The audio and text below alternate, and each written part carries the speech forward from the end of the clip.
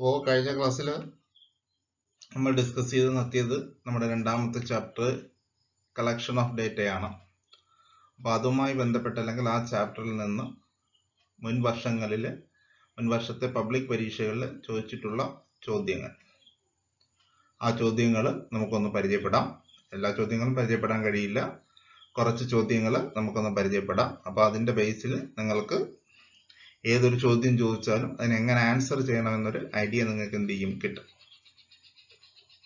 അപ്പോൾ ഈ 2020 മാർച്ച് 2020 ചോദിച്ചൊരു ചോദ്യം ഇതാണ്: sample survey is preferred to census survey by researchers in many situations substantiate. അപ്പോൾ ഗവേഷകരും മറ്റും സെൻസസ് സർവേയേക്കാൾ സാമ്പിൾ സർവേ ആണ് കൂടുതലും എന്ത് ചെയ്യുന്നത്, ഉപയോഗിക്കുന്നത്. അതെന്തുകൊണ്ട്? അല്ലെങ്കിൽ ഇതിന് മുൻ വർഷം ഒരു ചോദ്യം ചോദിച്ചിരുന്നു: most of the surveys in India are sample surveys, why? ഇന്ത്യയിൽ നടത്തുന്ന സർവേകളിൽ മിക്കതും സാമ്പിൾ സർവേകളാണ്, എന്തുകൊണ്ട്? അപ്പോൾ ഇങ്ങനെ ഒരു ക്വസ്റ്റ്യൻ വന്നു കഴിഞ്ഞാൽ നമ്മൾ എന്ത് ആൻസർ ചെയ്യും? നമ്മൾ ആൻസർ ചെയ്യേണ്ടത് സാമ്പിൾ സർവേയുടെ ഗുണങ്ങളാണ്, അല്ലെ? അത്രയും ഗുണങ്ങൾ ഉള്ളത് കൊണ്ടാണ് അതിനെ എന്ത് ചെയ്യുന്നത്, പ്രിഫർ ചെയ്യുന്നത്, അല്ലെ? അപ്പോൾ നമ്മൾ സാമ്പിൾ സർവേയുടെ ഗുണങ്ങൾ എഴുതി വെക്കണം. അപ്പോൾ സാമ്പിൾ സർവേയുടെ ഗുണങ്ങൾ എന്തൊക്കെയാണ് നമ്മൾ ഡിസ്കസ് ചെയ്തിട്ടുണ്ട്. നമുക്കൊന്നുകൂടി നോക്കാം. ലെസ് എക്സ്പെൻസീവ് ആണ്, അല്ലെ? ലെസ് എക്സ്പെൻസീവ് ആണ് സാമ്പിൾ സർവേയുടെ പ്രത്യേകത. സാമ്പിൾ സർവേ എന്ന് പറയുന്നത് ലെസ് എക്സ്പെൻസീവ് ആണ്. 2, ലെസ് ടൈം കൺസ്യൂമിങ് ആണ്, അല്ലെ? സമയം കുറച്ചു മതി. 3, മോർ റിലയബിൾ ആണ്, കിട്ടുന്ന വിവരങ്ങൾ കൂടുതൽ വിശ്വസനീയമാണ്. 4, മോർ ഡീറ്റെയിൽഡ് ഇൻഫർമേഷൻ, അതായത് കുറച്ച് ആളുകളുടെ അടുത്ത് പോയി വിവരങ്ങൾ ശേഖരിക്കുന്നത് കൊണ്ട് കൂടുതൽ വിവരങ്ങൾ എന്ത് ചെയ്യും, കൂടുതൽ ഡീറ്റെയിൽഡ് ആയിട്ടുള്ള വിവരങ്ങൾ, വിശദമായ വിവരങ്ങൾ കിട്ടും. ഓർഗനൈസേഷണൽ കൺവീനിയൻസ്, അതായത് സംഘടിപ്പിക്കാൻ എളുപ്പമാണ്, കാര്യം കുറച്ച് എന്യൂമറേറ്റർമാർ മതി, അതുകൊണ്ട് തന്നെ വളരെ എളുപ്പത്തിൽ എന്ത് ചെയ്യാൻ പറ്റും, നമുക്ക് നടത്താനായിട്ട് കഴിയും. മോർ സയന്റിഫിക് ആണ്, അല്ലെ? സയന്റിഫിക്, ശാസ്ത്രീയമാണ്, കൂടുതൽ ശാസ്ത്രീയമാണ്. ആരെക്കാൾ? സെൻസസ് സർവേക്കാൾ. കാരണം സെൻസസ് ആർക്ക് വേണമെങ്കിലും നടത്താം.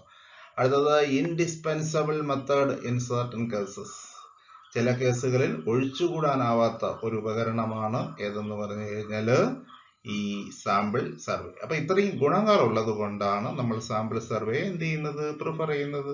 അപ്പൊ നമ്മൾ ആൻസർ എങ്ങനെ എഴുതും? Sample surveys is preferred to census survey because of the following reasons എന്നെഴുതി ഈ പോയിന്റുകൾ ഓരോന്നും എന്ത് ചെയ്യണം, എഴുതണം. ഓക്കെ.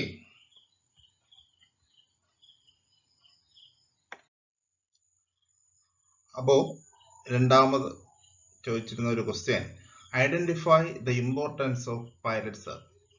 ഇത് 2020 ചോദിച്ചതാണ്. മൊത്തം 5 മാർക്കിന്റെ ചോദ്യം ചോദിച്ചിരുന്നു.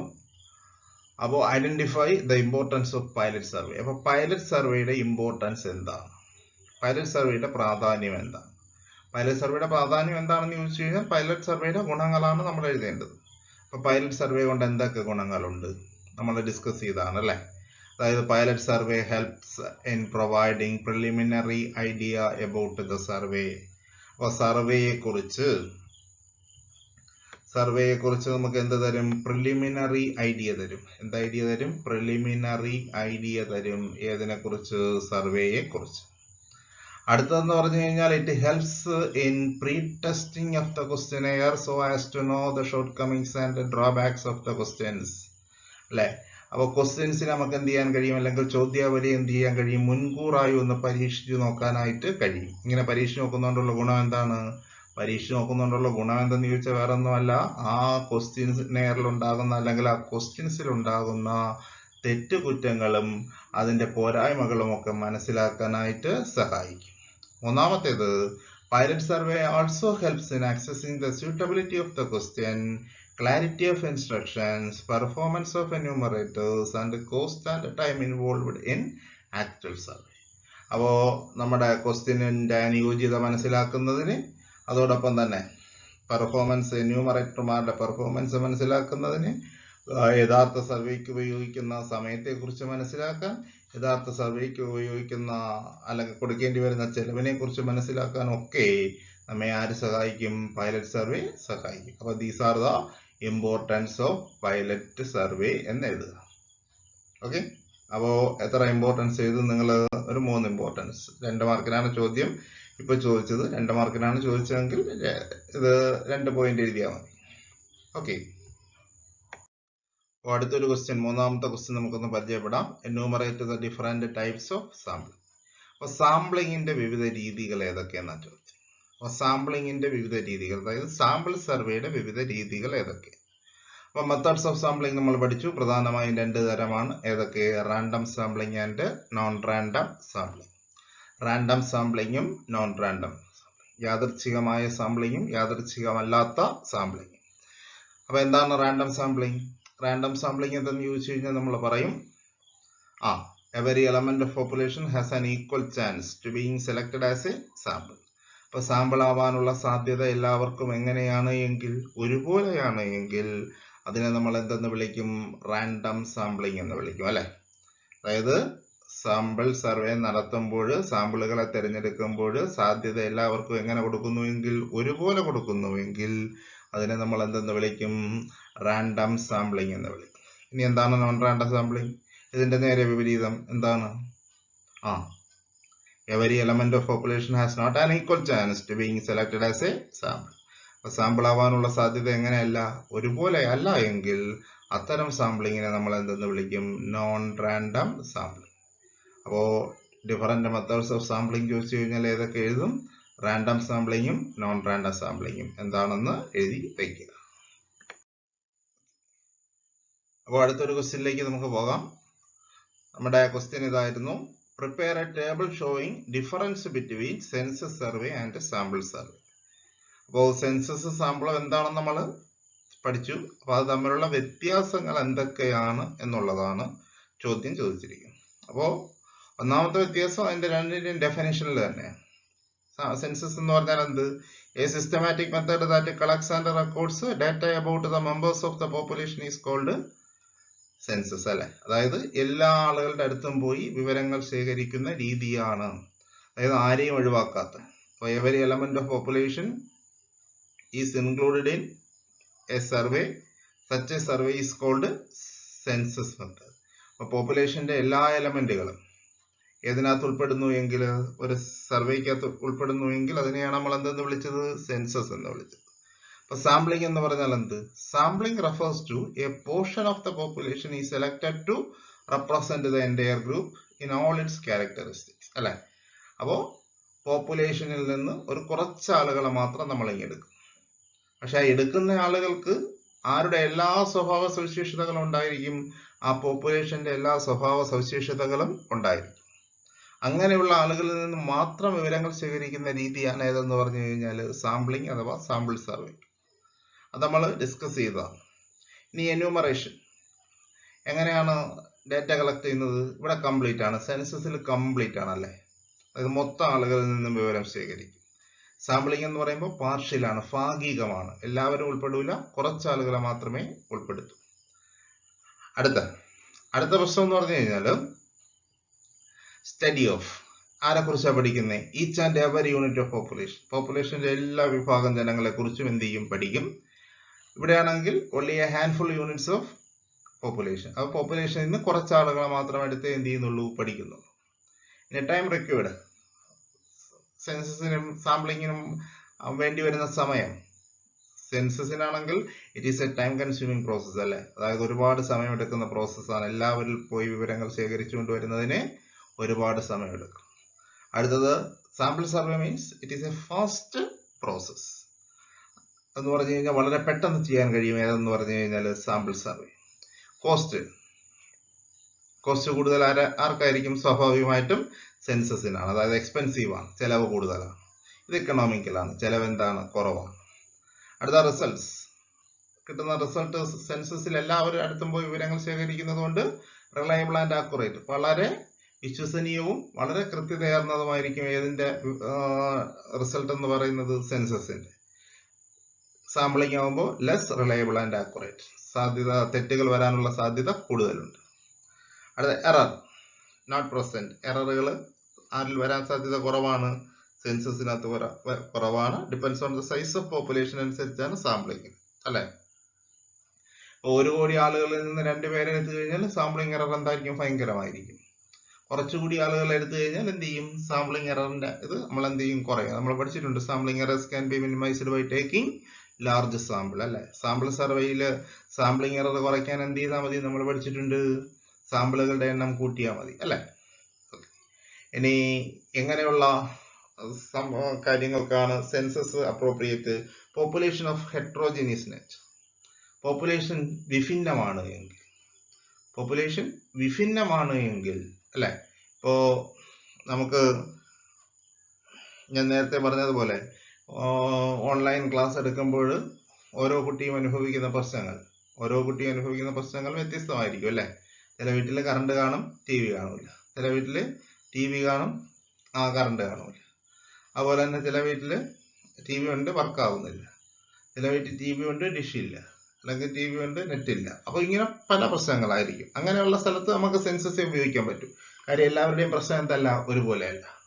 അതേസമയത്ത് സാമ്പിളിംഗ് എന്ന് പറഞ്ഞു കഴിഞ്ഞാൽ ഹോമോജീനിയസ്, ഒരുപോലെയുള്ള പ്രശ്നങ്ങൾ അല്ലെ. ഇപ്പൊ ഒരു പ്രദേശത്ത് അനുഭവിക്കുന്ന കുടിവെള്ള പ്രശ്നം എന്ന് പറഞ്ഞു കഴിഞ്ഞാൽ ഒരുപോലെ ആയിരിക്കും. ആ പ്രദേശം കംപ്ലീറ്റ് എന്ത് ചെയ്യും? ആ പ്രശ്നം എന്ത് ചെയ്യും? ബാധിക്കൂലേ? ഓക്കെ. അപ്പോൾ അങ്ങനെയുള്ള സ്ഥലങ്ങൾക്ക്, അങ്ങനെയുള്ള ഡേറ്റ കളക്ഷന് വേണ്ടിയാണ് നമ്മൾ എന്ത് ഉപയോഗിക്കുന്നത്? സാമ്പിളിംഗ് ഉപയോഗിക്കുന്നത്. ഓക്കെ. അപ്പൊ നമുക്ക് അടുത്ത ക്വസ്റ്റ്യനിലേക്ക് പോകാം. നമ്മുടെ അടുത്ത ക്വസ്റ്റ്യൻ എന്ന് പറഞ്ഞു കഴിഞ്ഞാൽ primary data, distinguish between primary data and secondary data. Primary ഡേറ്റയും സെക്കൻഡറി ഡേറ്റയും തമ്മിലുള്ള വ്യത്യാസങ്ങൾ എന്താണ്? പ്രാഥമിക ദത്തങ്ങളും ദ്വിതീയ ദത്തങ്ങളും തമ്മിലുള്ള വ്യത്യാസം എന്താണ്? അപ്പൊ എന്താണ് പ്രൈമറി ഡേറ്റ? നമുക്ക് ആ ഡെഫിനേഷൻ തന്നെ നോക്കാം. Primary data are those data which are collected four the first time അല്ലെ.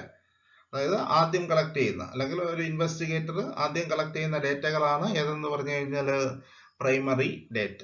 അത് ഇൻവെസ്റ്റിഗേറ്റർ നേരിട്ട് ഇന്റർവ്യൂ നടത്തി കളക്ട് ചെയ്തുകൊണ്ട് വരുന്ന ഡേറ്റകളാണ് പ്രൈമറി ഡേറ്റ. സെക്കൻഡറി ആകുമ്പോൾ secondary data refers to those data which have already been collected by some other person. വേറെ ആരോ കളക്ട് ചെയ്ത് വെച്ചിട്ട് നമ്മൾ പോയി എടുത്തുകൊണ്ട് വരുമ്പോഴാണ് അതെന്താവുന്നത്? സെക്കൻഡറി ഡേറ്റയാകുന്നത്. നമ്മൾ തന്നെ നേരിട്ട് പോയി വിവരം ശേഖരിച്ചാൽ അത് പ്രൈമറി ഡേറ്റ, മറ്റാരെങ്കിലും കളക്ട് ചെയ്തുകൊണ്ട് വന്നാൽ അത് ഏത് ഡേറ്റ? Secondary data. നല്ല വ്യത്യാസം അല്ലെ. ഇപ്പൊ നിങ്ങളുടെ വീടിനടുത്തുള്ള ഒരു 10 വീടുകളിലെ കൃഷി എന്താണെന്ന് അറിയാൻ നിങ്ങൾ പോയി നേരിട്ട് ഡേറ്റ കളക്ട് ചെയ്തുകൊണ്ട് വരികയാണ്. അതേത് ഡേറ്റയാണ്? പ്രൈമറി ഡേറ്റ അല്ലെ. അതേസമയത്ത് ഇന്ത്യയിലെ സെൻസസിനെ കുറിച്ച് നിങ്ങളോട് റിപ്പോർട്ട് എഴുതാൻ പറഞ്ഞാൽ നിങ്ങൾ നേരെ എല്ലാ വീടുകളിലും പോകാൻ പറ്റുമോ? ഇന്ത്യയിലെ ഇപ്പോൾ പറ്റില്ല. നിങ്ങൾ എന്ത് ചെയ്യും? ഒന്നെങ്കിൽ ഗൂഗിളിൽ നോക്കും, അല്ലെങ്കിൽ മാഗസിനുകൾ പരിഹരിക്കും, അല്ലെങ്കിൽ TV-ലെ റിപ്പോർട്ടുകൾ ഉണ്ടോ എന്ന് നോക്കും അല്ലെ, അല്ലെങ്കിൽ യൂട്യൂബിൽ കയറി നോക്കും. അപ്പൊ ഇങ്ങനെയൊക്കെയുള്ള വേറെ ആരോ കളക്ട് ചെയ്ത് വെച്ചിരിക്കുന്ന ഡേറ്റ നമ്മൾ എടുക്കുന്നതാണ് ഇത് സെക്കൻഡറി ഡേറ്റ. ഇനി ഇതിന്റെ ഒറിജിനാലിറ്റി എന്ന് പറഞ്ഞു കഴിഞ്ഞാൽ primary data is original. Primary data എന്ന് പറഞ്ഞാൽ ഒറിജിനൽ ഡേറ്റയാണ്, യഥാർത്ഥ ഡേറ്റയാണ്. എന്താ കാര്യം? These are collected by the investigator for the first time. അദ്ദേഹമാണ് അതിന്റെ ഒറിജിനേറ്റർ എന്ന് പറയുന്നത്. അദ്ദേഹം ആണ് ആ ഡേറ്റയ്ക്ക് എന്ത് കൊടുത്തത്? ജന്മം കൊടുത്തത്. കാര്യം എന്ന് പറഞ്ഞു കഴിഞ്ഞാൽ ആ ഡേറ്റ അദ്ദേഹമാണ് പോയി എന്ത് ചെയ്തത്? കളക്ട് ചെയ്തുകൊണ്ട് വന്നത്. അതുകൊണ്ട് ഒറിജിനൽ ആണ് നമുക്ക് പറയാൻ കഴിയും. ഇനി secondary data are not original because someone else has collected and these for his own purposes. അപ്പൊ അദ്ദേഹത്തിന്റെ ഉപയോഗം കഴിഞ്ഞതിന് ശേഷമാണ് നമുക്ക് എന്ത് ചെയ്യുന്നത്? കിട്ടുന്നത് അല്ലെ. അദ്ദേഹം ഉപയോഗിച്ചതിന് ശേഷമാണ് നമുക്ക് എന്ത് ചെയ്യുന്നത്? കിട്ടുന്നത്. അദ്ദേഹത്തിന്റെ ഉപയോഗത്തിന് വേണ്ടി അദ്ദേഹം കളക്ട് ചെയ്ത ഡേറ്റയാണ്.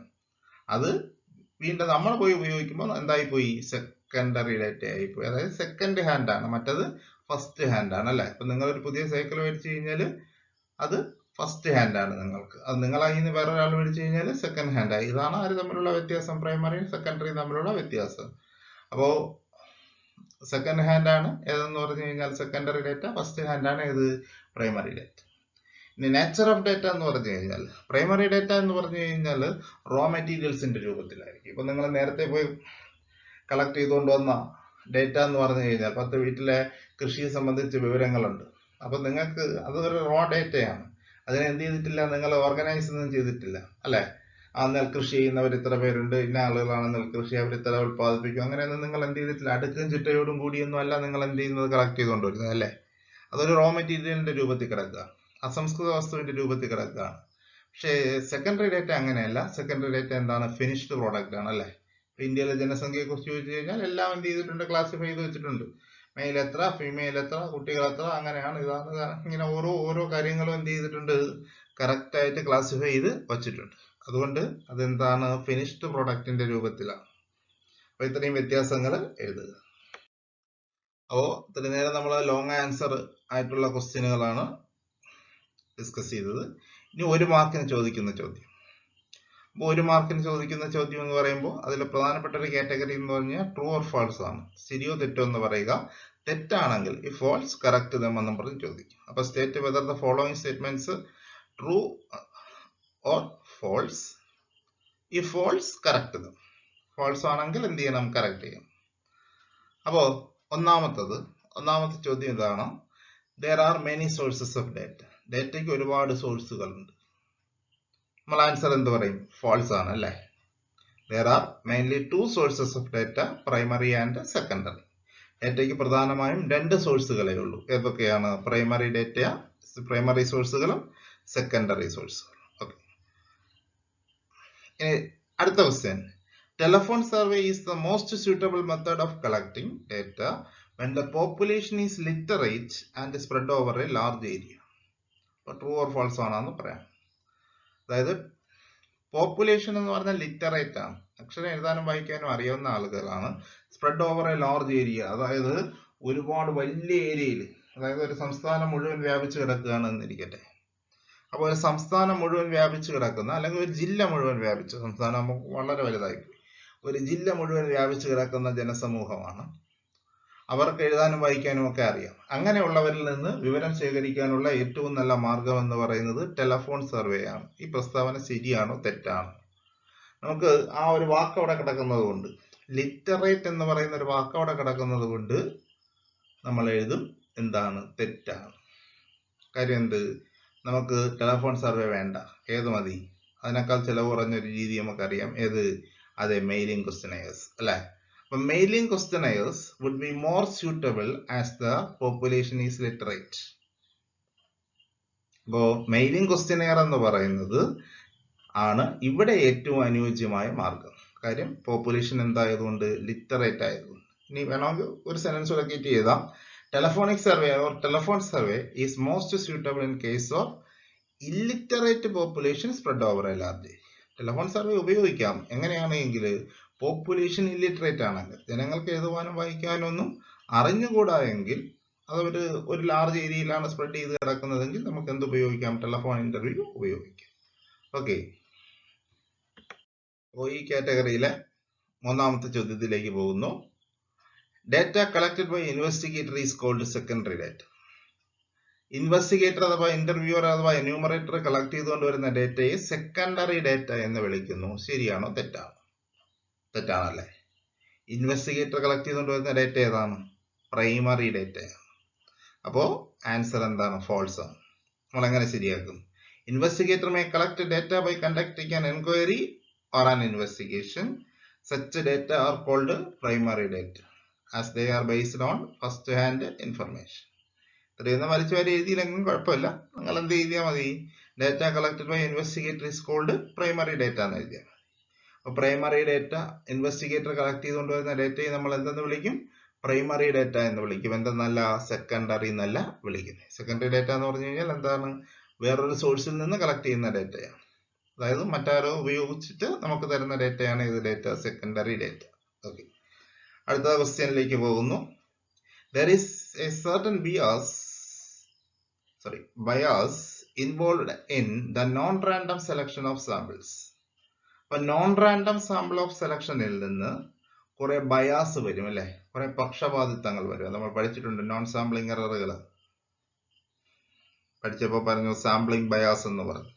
അതായത് സാമ്പിളുകളെ തിരഞ്ഞെടുക്കുമ്പോൾ വരുന്ന ചില പക്ഷപാതിത്വം ഉണ്ടാവാറുണ്ട്. അത് റാൻഡം സാമ്പിളിംഗിൽ ഉണ്ടാവാറില്ല, കാര്യം എല്ലാവർക്കും ഈക്വൽ ചാൻസ് ആണ് കൊടുക്കുന്നത്. നോൺ റാൻഡം സാമ്പിളിംഗിൽ എന്തുണ്ടാകാറുണ്ട്, പക്ഷപാതിത്വങ്ങൾ ഉണ്ടാവാറുണ്ട്. അപ്പൊ ആ പ്രസ്താവന എന്താണ്, ശരിയാണ്. പിന്നെ non random sampling method, all the units of population do not have an equal chance of being selected and the convenience or judgment of the investigator may create a bias. അപ്പൊ അവിടെ bias ഉണ്ടാക്കുന്നത് എന്താണ്, എല്ലാവർക്കും ഒരേ chance അല്ല, ഒരേ അവസരമല്ല കൊടുക്കുന്നത് എന്താവാൻ, sample ആവാൻ. അവിടെ ആരുടെ കൺവീനിയൻസ് ആണ്? ആരുടെ എളുപ്പമാണ് നോക്കുന്നത്? ആരുടെ സൗകര്യമാണ് നോക്കുന്നത്? ഇൻവെസ്റ്റിഗേറ്ററിന്റെ സൗകര്യമാണ് നോക്കുന്നത്, അല്ലെങ്കിൽ അദ്ദേഹത്തിന്റെ തീരുമാനങ്ങളാണ്. അപ്പൊ അവിടെ എന്ത് വരും? ബയാസ് വരും. അദ്ദേഹം പക്ഷപാതിത്വപരമായി പെരുമാറും, അല്ലെ? അങ്ങനെ പക്ഷപാതിത്വപരമായി പെരുമാറുമ്പോൾ ആണ് ഏത് വരുന്നത്? സാമ്പിളിംഗ് ബയാസ് വരുന്നത്. ആ സാമ്പിളിംഗ് ബയാസ് ഏതിനകത്തേ വരാൻ സാധ്യതയുള്ളൂ? നോൺ റാൻഡം സാമ്പിളിംഗിലേ വരാൻ സാധ്യതയുള്ളൂ. റാൻഡം സാമ്പിളിംഗിൽ ഒരിക്കലും എന്ത് വരില്ല? സാമ്പിളിംഗ് ബയാസ് വരില്ല. ഓക്കെ, അപ്പൊ സ്റ്റേറ്റ്മെന്റ് ട്രൂ ആണ്. അതിന് നിങ്ങൾക്ക് മനസ്സിലാവാൻ വേണ്ടിയാണ് ഞാൻ എക്സ്പ്ലെയിൻ ചെയ്തത്. നിങ്ങൾ നോട്ടിൽ എഴുതുമ്പോൾ ആ എക്സ്പ്ലനേഷൻ വേണമെങ്കിൽ എഴുതിയാൽ മതി.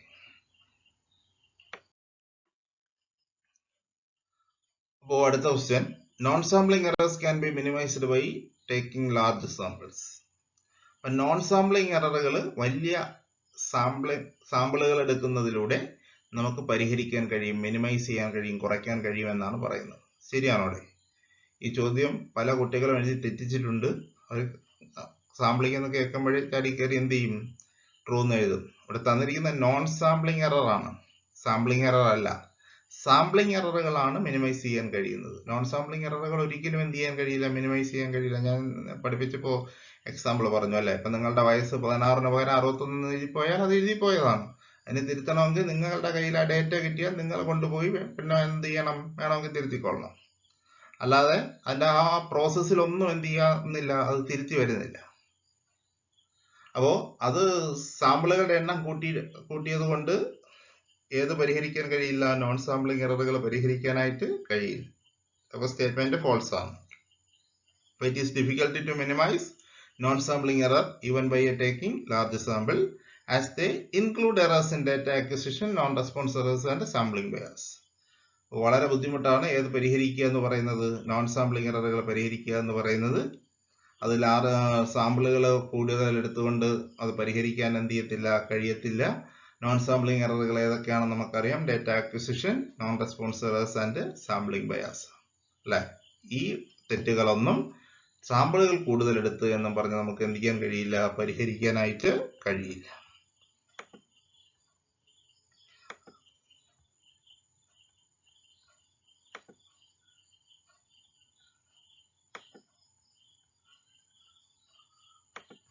ഓക്കെ, അടുത്തത് നമ്മുടെ ഒരു ക്വസ്റ്റ്യൻ ചോദിച്ചതാണ്, dash are the main sources of data. ഡേറ്റയുടെ പ്രധാനപ്പെട്ട സോഴ്സുകൾ ഏതെല്ലാം? ഡേറ്റയുടെ പ്രധാനപ്പെട്ട സോഴ്സുകൾ ഏതെല്ലാം? ഒന്നാമത്തത് എന്ത് തന്നു? പ്രൈമറി. രണ്ടാമത്തത് സെക്കൻഡറി. അടുത്തത് both A and B, none of these.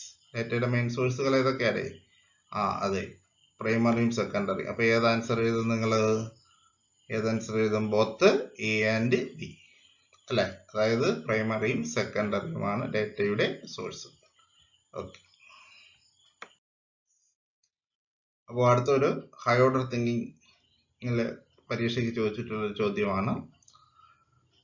അതായത് ഇൻഡയറക്റ്റ് ആയി ചോദിച്ചിട്ടുള്ള ചോദ്യം. As A part of A project study, Nandita conducted a study on the problems faced by the rubber cultivators in Kerala. She visited 200 farmers in Pathanamthitta district and collected the data. In her project report, she published her findings, including the mean income of the farmers, range of the land holdings, etc. Identify the following. എന്താ പറയുന്നത്? അപ്പൊ നന്ദിത എന്ന് പറയുന്ന കുട്ടി അവളുടെ പ്രോജക്റ്റിന്റെ ഭാഗമായിട്ട് കേരളത്തിലെ റബ്ബർ കർഷകർ അനുഭവിക്കുന്ന പ്രശ്നങ്ങൾ അല്ലെങ്കിൽ നേരിടുന്ന പ്രശ്നങ്ങൾ എന്തൊക്കെയെന്ന് അറിയുന്നതിന് വേണ്ടി അവൾ സർവേ നടത്തി. അപ്പൊ സർവേ നടത്തുമ്പോൾ അവൾ എന്ത് ചെയ്യാണ്? കേരളത്തിലെ റബ്ബർ കർഷകർ അനുഭവിക്കുന്ന പ്രശ്നങ്ങളെ കുറിച്ച് പഠിക്കാൻ അവൾ നേരെ പോയത് പത്തനംതിട്ട ജില്ലയിലാണ്. അപ്പൊ പത്തനംതിട്ട ജില്ലയിൽ പോയി 200 കർഷകരോട്, റബ്ബർ കർഷകരോട് വിവരങ്ങൾ ചോദിച്ച് ഡേറ്റ എന്ത് ചെയ്തു? കളക്ട് ചെയ്തു. എന്നിട്ട് അവൾ ഒരു പ്രോജക്റ്റ് റിപ്പോർട്ട് തയ്യാറാക്കി. അതിനകത്ത് കർഷകരുടെ ശരാശരി വരുമാനം, അവരുടെ ലാൻഡ് ഹോൾഡിങ്ങിന്റെ റേഞ്ച്, അതായത് എത്ര ഏക്കർ മുതൽ എത്ര ഏക്കർ വരെയുള്ളവരാണ് ഈ കർഷകർ എന്നുള്ളത്, ഇത്രയും കാര്യങ്ങളൊക്കെ തന്നിട്ട് നമ്മളോട് ചോദിച്ചു. ഒന്നാമത്തെ ചോദ്യം ഇതാണ്, പോപ്പുലേഷൻ ഇൻ ദിസ് സ്റ്റഡി. ഈ സ്റ്റഡിയിലെ പോപ്പുലേഷൻ എന്ന് പറയുമ്പോൾ നമുക്കറിയാം എന്താണ് നമുക്ക് ഡേറ്റ കളക്ട് ചെയ്യേണ്ടി വരുന്ന എല്ലാവരെയും ചേർത്താണ് നമ്മൾ എന്തെന്ന് വിളിക്കുന്നത്, പോപ്പുലേഷൻ എന്ന് വിളിക്കുന്നത്. ഇവിടെ ആരുടെ പ്രശ്നങ്ങളാണ് അറിയണ്ടേ? Rubber cultivators. എവിടുത്തെ റബ്ബർ കൾട്ടിവേറ്റേഴ്സ്? കേരളത്തിലെ റബ്ബർ കൾട്ടിവേറ്റേഴ്സ്. അതുകൊണ്ട് നമ്മൾ എഴുതും answer rubber cultivators in Kerala. Rubber cultivators in Kerala. അപ്പോ രണ്ടാമത്തെ ചോദ്യം ഇതാണ്, sample in the study. Sample എന്ന് പറഞ്ഞാൽ ആ പോപ്പുലേഷനിൽ നിന്ന് നമ്മൾ വിവരങ്ങൾ ശേഖരിക്കാനായി എടുത്ത ആളുകളാണ് ഇത് സാമ്പിൾ, അല്ലെ? അപ്പോൾ നമ്മൾ എഴുതും 200 ഫാമേഴ്സ് ഇൻ പത്തനംതിട്ട ഡിസ്ട്രിക്ട്. നമ്മൾ ആരുടെ അടുത്ത് പോയി വിവരങ്ങൾ ശേഖരിച്ചിട്ടുണ്ടോ? കേരളം കംപ്ലീറ്റ് നമ്മൾ പോയില്ല. പത്തനംതിട്ടയില് 200 ഫാമേഴ്സിന്റെ വിവരങ്ങളെ നമ്മൾ എന്ത് ചെയ്തിട്ടുള്ളൂ? ശേഖരിച്ചിട്ടുള്ളൂ. അപ്പൊ അതുകൊണ്ട് നമ്മുടെ സാമ്പിൾ ഏത്? 200 ഫാമേഴ്സ് ആണ്. എവിടുത്തെ ഫാമേഴ്സ്? പത്തനംതിട്ട ജില്ലയിലെ ഫാമേഴ്സ്. അടുത്ത എന്യൂമറേറ്റർ ഇൻ ദ സ്റ്റഡി. ഈ സ്റ്റഡിയിലെ വിവരങ്ങൾ ശേഖരിച്ച ആളാരാണ്? നന്ദിതയാണ്. അപ്പൊ നന്ദിതയാണ് ഇതിലെ ഏത്? എന്യൂമറേറ്റർ. അടുത്ത റെസ്പോണ്ടൻസ് ഇൻ ദ സ്റ്റഡി. ഈ സ്റ്റഡിയിലെ റെസ്പോണ്ടൻസ്, വിവരദാതാക്കൾ, ഉത്തരം പറഞ്ഞവർ ആരൊക്കെയാണ്? 200 ഫാമേഴ്സ് ഇൻ പത്തനംതിട്ട ഡിസ്ട്രിക്ട്. പത്തനംതിട്ടയിലെ 200 ഫാമേഴ്സ് ആണ്, അല്ലെ? അടുത്ത ചോദ്യം ഇത്, method of primary data collection used in the study. അപ്പൊ പ്രൈമറി ഡാറ്റ കളക്ട് ചെയ്യാൻ എത്ര മെത്തേഡ് ഉണ്ട് നമ്മൾ പഠിച്ചു? Personal interview, mailing questionnaire, telephone interview. ഇത് ഏതെഴുതും? Personal interview എന്നെഴുതും. കാര്യം നന്ദിത നേരിട്ട് വിവരങ്ങൾ ശേഖരിച്ചു. അതോടൊപ്പം നമുക്ക് വേണമെങ്കിൽ സാമ്പിൾ സർവേ എന്നുകൂടി എഴുതാം. അപ്പൊ സാമ്പിൾ സർവേ എന്നുകൂടി എഴുതിയാലും ഈ ഇതിന് ആൻസർ ശരിയാവും. എന്നാലും കൂടുതൽ സ്യൂട്ടായ ആൻസർ പേഴ്സണൽ ഇന്റർവ്യൂ. കാര്യം നേരിട്ട് പോയി വിവരം ശേഖരിച്ചത് കൊണ്ട് ഏത്? Personal interview. ഓക്കെ. അപ്പോ ഇനി നമ്മുടെ പരീക്ഷയ്ക്ക് ചോദിക്കുന്ന മറ്റൊരു ചോദ്യം, ഏതെങ്കിലും ഒരു സർവേ തന്നിട്ട് ക്വസ്റ്റ്യനെയർ ഉണ്ടാക്കാൻ പറയും. അപ്പൊ ക്വസ്റ്റ്യനെയർ ഉണ്ടാക്കാൻ പറയുമ്പോൾ ചിലപ്പോൾ ചോദിക്കുന്ന 2-way ക്വസ്റ്റ്യൻ ആയിരിക്കും. അതായത് 2 ആൻസർ മാത്രമേ അതിന് കൊടുക്കാൻ പാടുള്ളൂ. ചിലപ്പോൾ മൾട്ടിപ്പിൾ ചോയ്സ് കൊടുക്കാൻ പറയും.